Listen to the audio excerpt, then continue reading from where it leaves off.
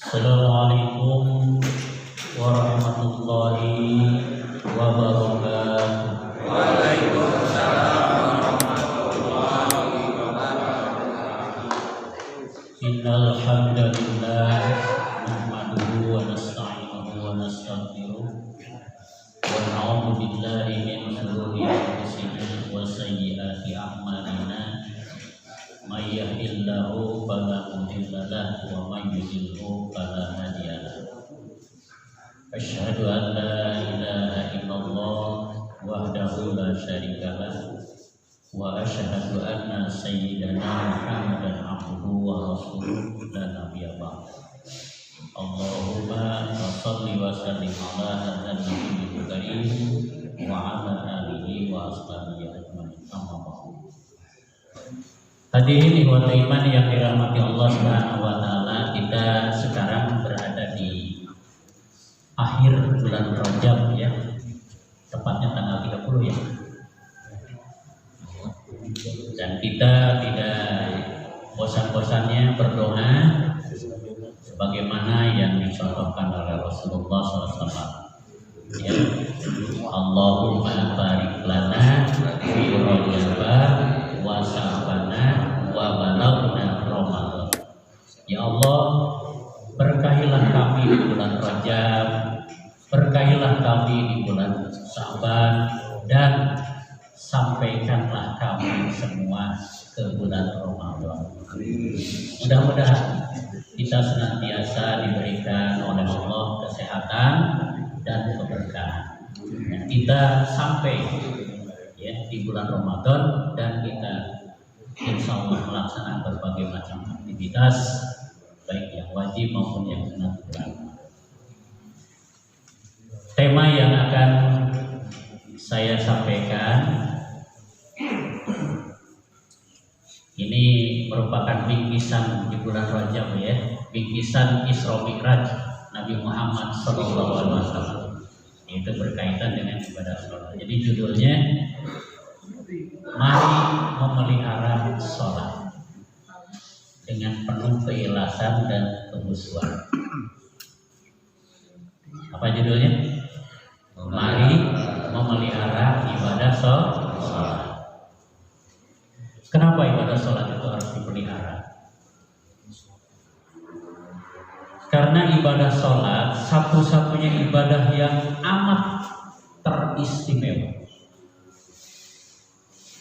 di antara ibadah-ibadah yang lain, baik yang wajib apalagi yang sunnah.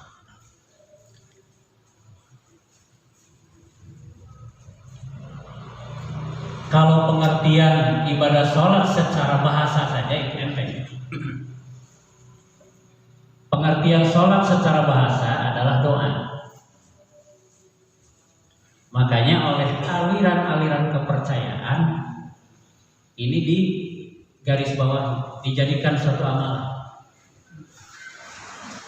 Jadi aliran-aliran kepercayaan yang penting asal berdoa tanpa gerakan-gerakan yang lain itu sudah sholat.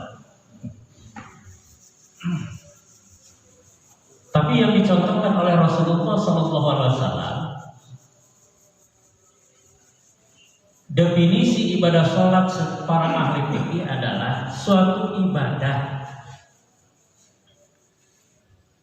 yang terdiri dari perkataan dan perbuatan yang khusus. Yang dimaksud perkataan di sini adalah doa yang diawali dengan takbiratul ihram dan diakhiri dengan salam. Nah, jadi kalau kita misalkan menganggap sholat itu hanya doa saja tanpa diawali dengan takbiratul ihram dan salam, berarti belum menegakkan ibadah salat. Dan kita secara realisasi sudah melaksanakan. Jadi kita bukan aliran kepercayaan. Kita adalah umat Nabi Muhammad yang mengikuti sunnah beliau. Hadirin wal iman yang dirahmati Allah Subhanahu wa taala, yang sama-sama mengharapkan ridho serta maghfirah Allah.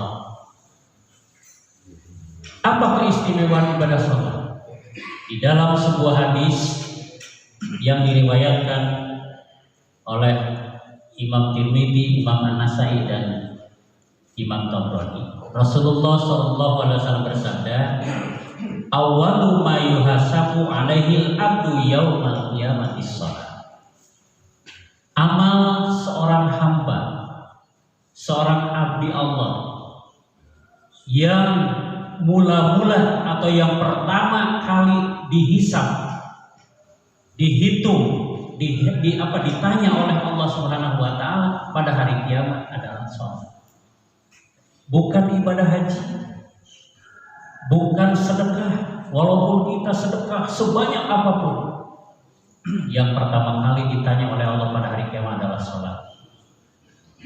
Bukan ibadah haji, walaupun biayanya mahal, tempatnya dari kita Indonesia jauh. Bukan ibadah saum, ibadah yang melelahkan. Tetapi kelak di hari kiamat yang pertama kali dihisab oleh Allah adalah sholat. Walaupun sholat, ya, siapapun bisa melaksanakannya. Jangankan yang sehat, yang sakit pun bisa melaksanakan. Jangankan yang kaya, yang miskin pun bisa melaksanakan. Kalau ibadah haji kan yang bisa melaksanakan hanya orang yang yang sampai nisab, yang memiliki harta.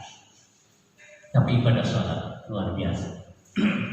Bahkan kalau kita bisa menawar kepada Allah Subhanahu wa taala, ya Allah, kenapa tidak ibadah haji yang pertama kali dihisab? Bukan sholat. Kenapa tidak sedekah? Kenapa tidak puasa? Tapi Allah Subhanahu wa taala sudah menetapkan, dan ketetapan ini disampaikan oleh Rasulullah SAW. Fa in saluhat sa'iru amalihi, maka jika sholatnya baik seluruh amal. Jadi lamun sholatna hade, ya, diterima oleh Allah Subhanahu wa taala, maka ibadah-ibadah yang lain akan teriring baik. Ibadah hajinya yang sudah melakukan ibadah itu baik, ibadah saumnya baik, ibadah sedekahnya baik, dan ibadah-ibadah yang lainnya juga baik. Jika sholatnya baik.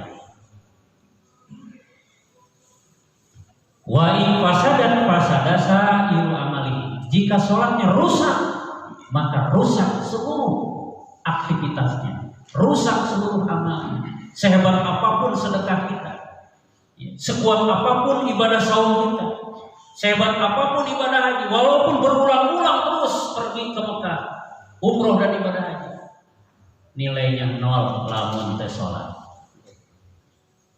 Itulah keistimewaan ibadah sholat. Maka pelihara sholat dengan penuh keikhlasan dan kekhusyuan. Ya. Tentu saja supaya sholat kita itu diterima oleh Allah Subhanahu wa taala, bersihkan dulu jiwa kita dari dosa dan noda. Kemarin waktu 2 minggu yang lalu saya sampaikan keistimewaan wudu, ya. Sebab wudu dengan ibadah sholat merupakan satu kesatuan yang tidak bisa dipisahkan. Imam Bukhari dan Imam Muslim dari Abi Hurairah meriwayatkan sebuah hadis yang berbunyi begini: la yaqbalullahu sholata ahadikum idza ahdasa hatta yatawadda.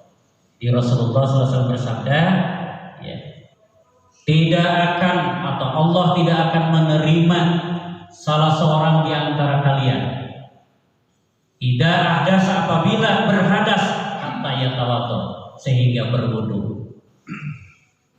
Tetap wudunya harus bersih supaya sholatnya khusyuk. Jadi mudah-mudahan ibadah sholat yang telah kita kerjakan, ya, dibarengi dengan keikhlasan dan kekhusyuan, sehingga Allah menerima ibadah sholat. apa keistimewaan selain itu? Keistimewaan ibadah sholat itu beda dengan ibadah yang lain. Kalau ibadah yang lain, SK-nya, perintahnya dititipkan oleh Allah melalui malaikat Jibril.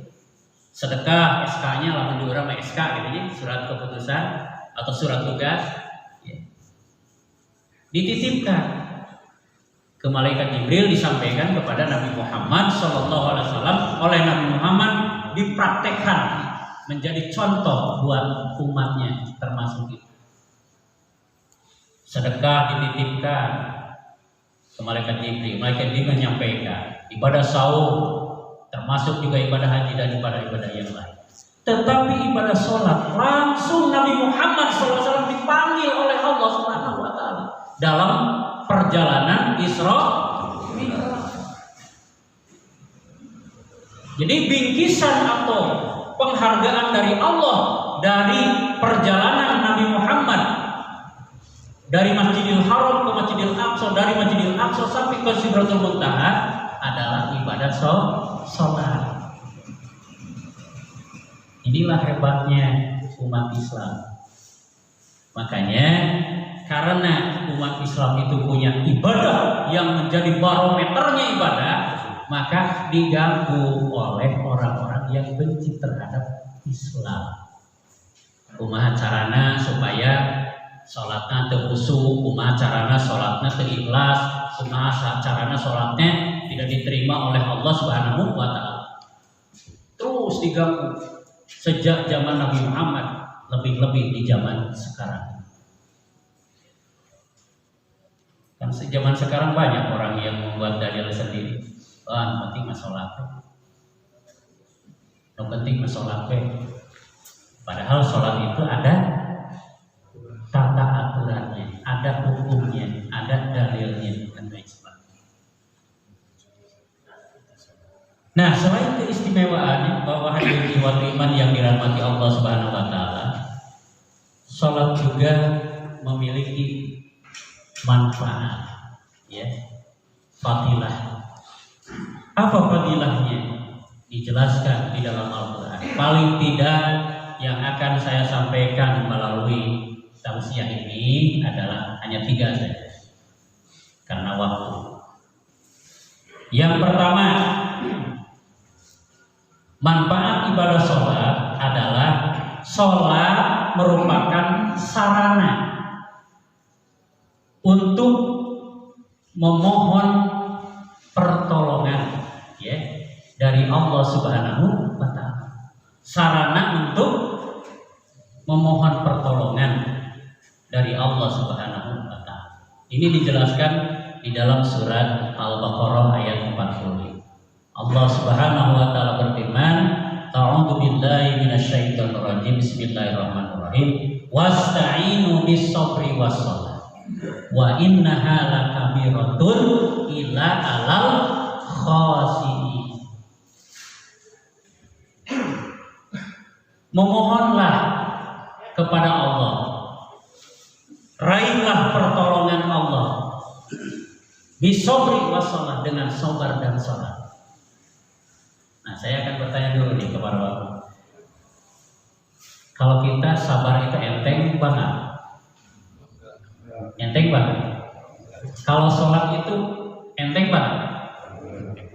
Enteng banget sholat? Oh, berarti ada yang menjawab enteng. Ya, enteng banget.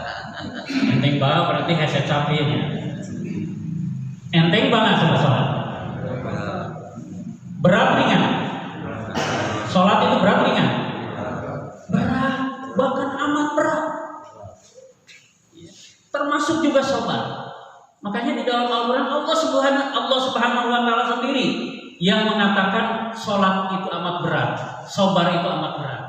Bukan manusia, bahkan bukan Rasul. Wasta'inu bis-sabri was-shalah.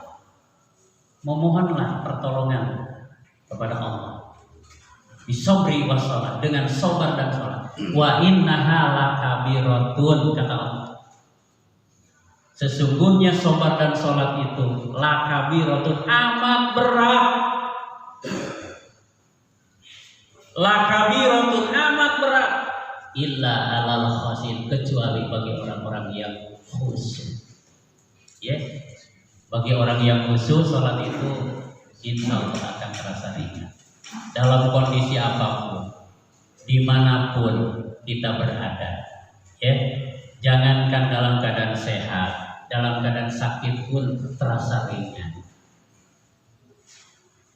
Diikuti apa yang dicontohkan oleh Rasulullah Sallallahu Alaihi Wasallam dalam hadis. Tapi bagi orang yang lalai, salat dianggap sesuatu yang berat, ya, dianggap sesuatu yang menjadi penghalang, dan sekali waktu kita bisa merasakan sendiri. So kita pergi ke suatu tempat, ke Bali, ya, atau ke tempat yang lain, walaupun sudah terdengar berkumandangnya suara adzan, ya, kita kadang-kadang melalaikan ibadah sholat. Bahkan kita merasa malu sholat di hadapan orang-orang yang gak pernah sholat. Saya pernah merasakan ketika saya diberi tugas oleh Dinas Pendidikan Provinsi Jawa Barat, ya, di bagian olahraga. Saya dengan teman-teman 3 orang wakil dari SMK Unpad Bandung untuk menghadiri acara Jambore Internasional di Singapura. Waktu itu saya ke sana. Di Bandara Changi sudah waktunya sholat asar waktu, karena dari sini agak siang. Kalau duhur kan bisa dijama dengan asar, tapi kalau asar dengan maghrib kan tidak. Saya mengajak pada teman-teman, yuk orang sholat di mana? Cina pada ini sholat di dia kan masjid di bandara. Pokoknya mah di mana saja ada tempatnya. Saya dengan teman-teman melaksanakan ibadah sholat di depan sekerumunan orang. Yang penting anak ada tempat sedikit, sehingga banyak orang itu kan seolah-olah menganggap bahwa saya itu dengan teman-teman aneh, orang yang aneh, jadi tontonan. Padahal di sekitar itu tidak sedikit juga orang yang beragama Islam. Nah, jadi Bapak iman yang dirahmati Allah, kemanapun kita pergi, dimanapun kita berada, gitu kan? Nah, jadikan sholat suatu kebutuhan, karena sholat merupakan perintah mutlak dan menjadi barometernya ibadah. Memohon kepada Allah pertolongan dari Allah Subhanahu wa taala melalui ibadah salat. Kemudian yang kedua, manfaat ibadah salat adalah salat merupakan sarana untuk berzikrullah. Salat merupakan sarana untuk mengingat Allah Subhanahu wa taala. Dan ini dijelaskan oleh Allah di dalam surat ke-20. Surat ke-20 itu surat apa? Kurangkan istamat 11 kali. Ya. Makanya kalau kaji itu lihat nomor suratnya, gitu kan, supaya hafal. Ya. Surat ke-20 surat apa? Surat Toha, ya. Surat Toha ayat 14, Allah Subhanahu wa taala berfirman, A'udzubillahi minasyaitonir rajim. Bismillahirrahmanirrahim. Innani anallah la ilaha illa ana fa'budni wa aqimis shalah li dzikri. Innani anallah, sesungguhnya aku ini adalah Allah, kata Allah.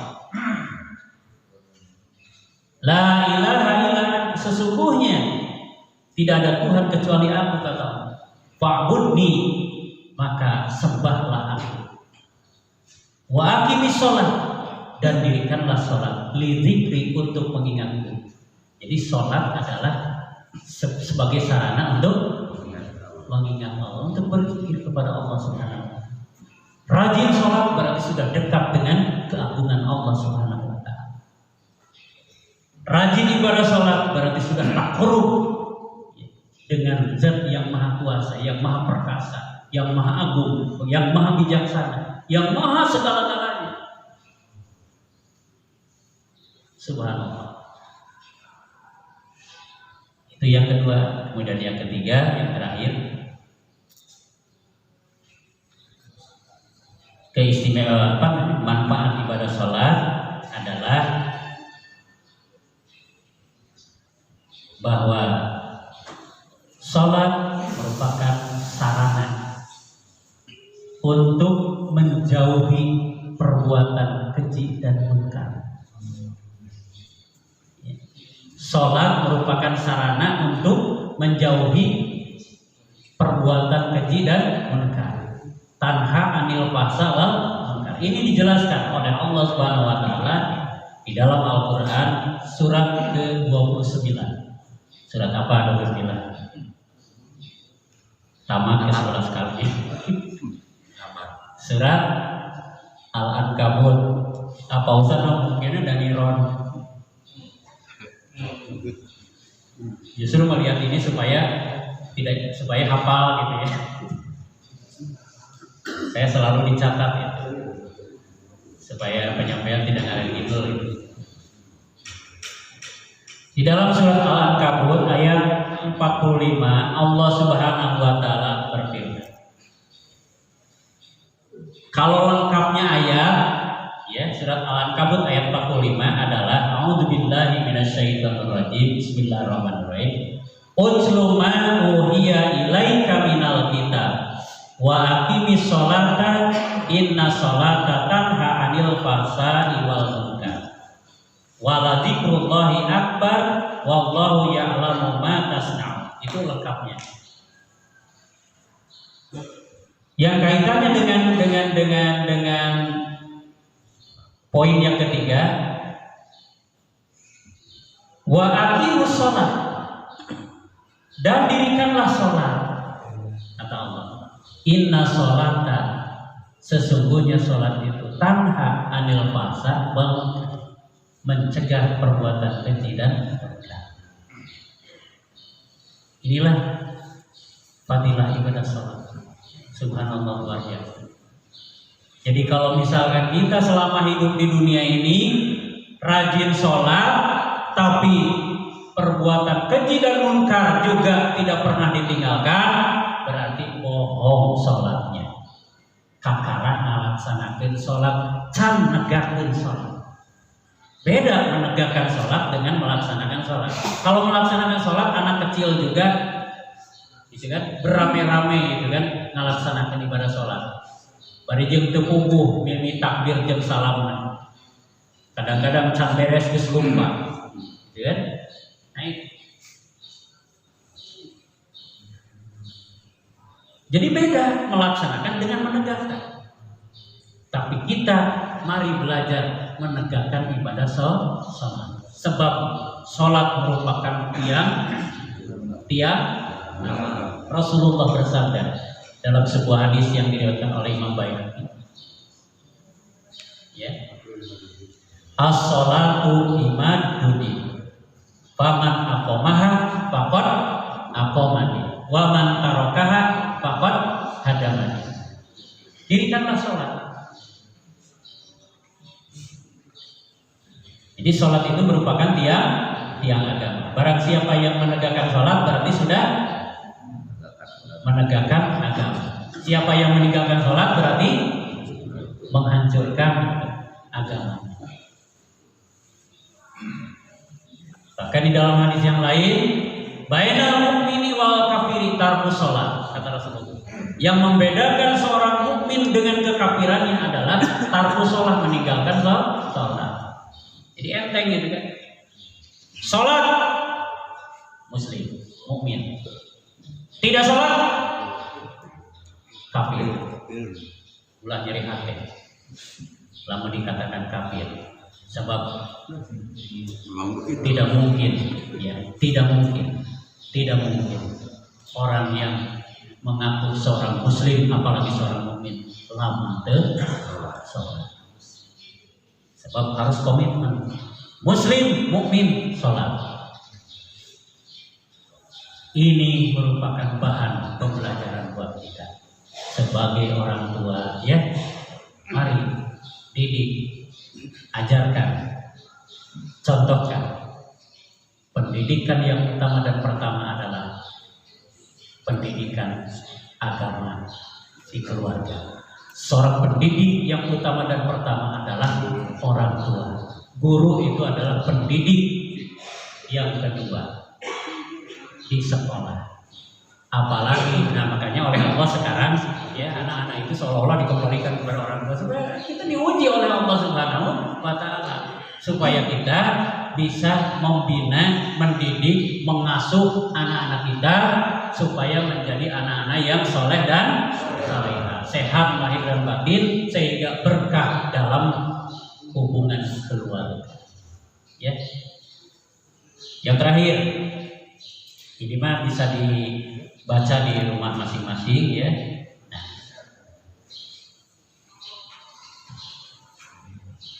penghargaan, reward dari Allah Subhanahu wa Ta'ala kepada orang yang memelihara sholat dan khusyuk dalam menegakkan ibadah sholat.